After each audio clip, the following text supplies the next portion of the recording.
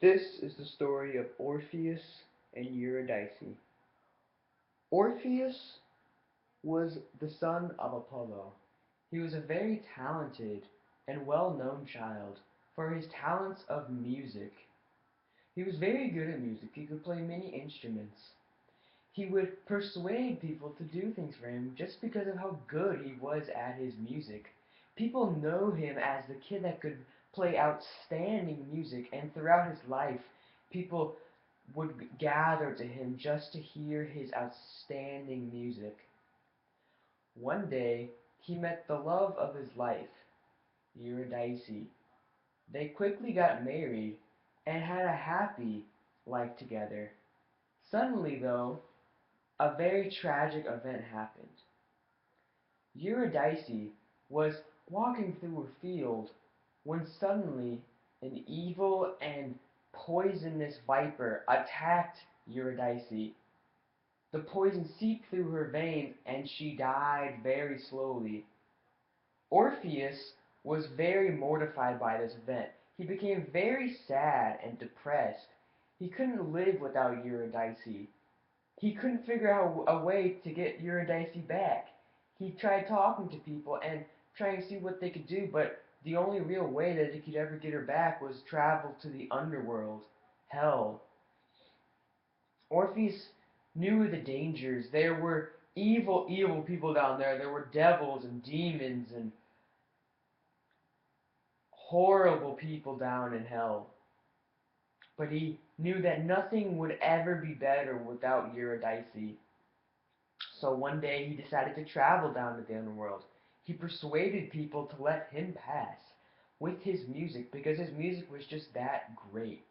He persuaded many people, many guards and demons to let him pass and not have them kill him or report him.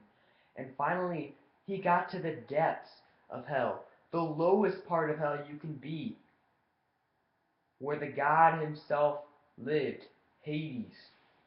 Hades was not a nice or kind god. Hades was an evil god, maybe the evilest of them all.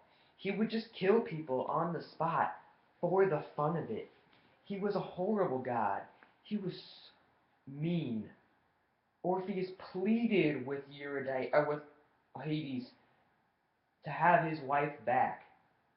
Hades was amused by him.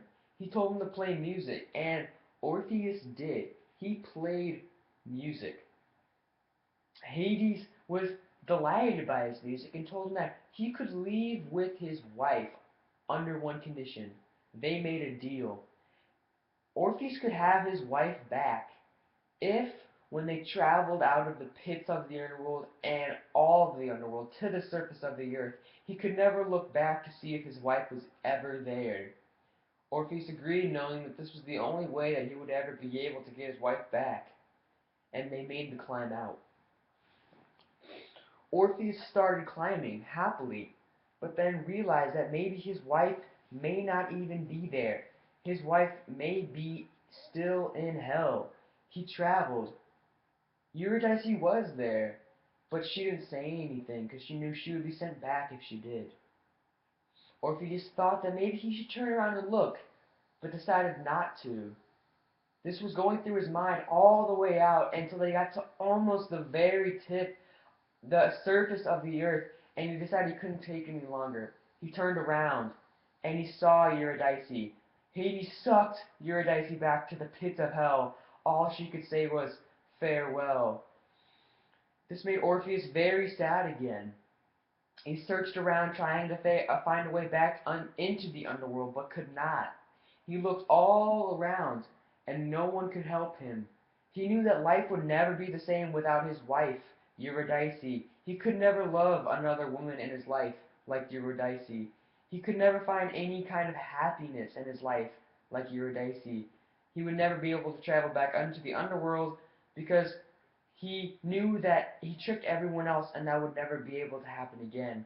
So he decided that he would never be happy again, and so he killed himself and died. This is the story of Orpheus and Eurydice.